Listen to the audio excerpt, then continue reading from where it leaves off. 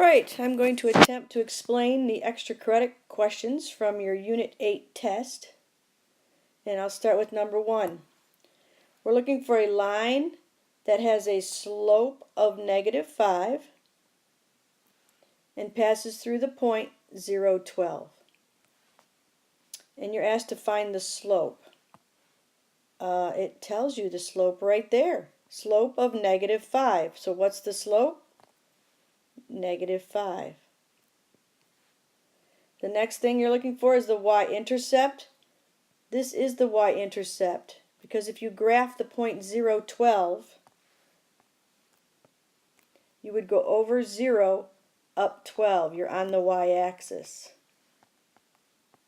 because there's a 0 first. So that's the y-intercept. And then you're asked to write an equation in slope-intercept form. So that's going to be y equals -5x plus 12, because the slope always goes right in front of the x, so slope goes right in front of the x, and the added on number is always the y-intercept. So that's how simple that question was. The answers were there. Slope, y-intercept. Alright, number 2, you had to do a little more work. So you're being asked to find the slope. So this time I have to do the little equation, y2 minus y1 over x2 minus x1. So I label these x and y, there's the first pair, there's the second pair. Alright, so I just plug them in. So I take y2, which is -10, subtract y1, which is 6, and then I have to take x2, which is 4, minus x1, which is 0. Make some double sign changes. 1, 2. Don't really need to underneath. I get -16 over 4, which reduces to -4. So there's my slope, -4. Y-intercept is right here. That's the y-intercept. If you graphed that point, 0, 6, 0 is the x number. Means you start at the middle, you go over 0, up 6, you're on the y-axis. So that right there is the y-intercept. And now it's easy. Y equals -4x plus 6. Where did I get -4? -4 is the slope, and the slope always goes next to the x, and the 6 is the y-intercept. Again, not too tough. You did have to do some more work with the slope here, but the y-intercept was given to you. You just had to know that slope-intercept form is the same thing as function form, right?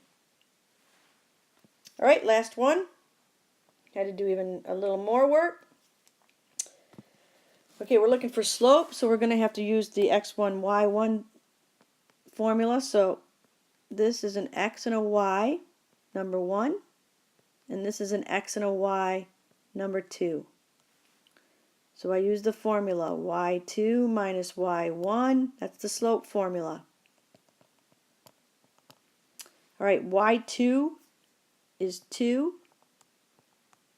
y1 is -7, so I have to go minus a -7. Underneath, x2 is 4 minus x1, -2.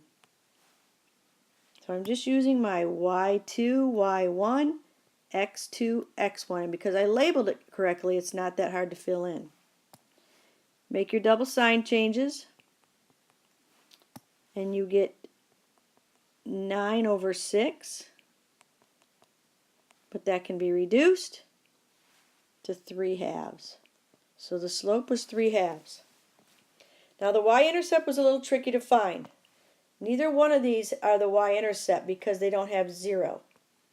So what I did is I quickly just graphed those 2 points.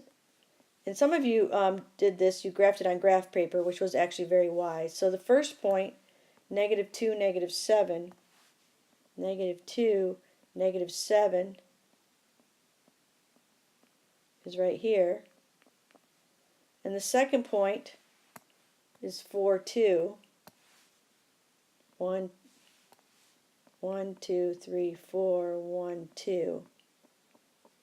And the slope is 3/2. So from this point I'm going to go up 3 over 2, and I believe I'm at 1, 2, right here. And then up 3 over 2, and then up 3 over 2. Yep, right there. There's my y-intercept at -4. And now it's easy.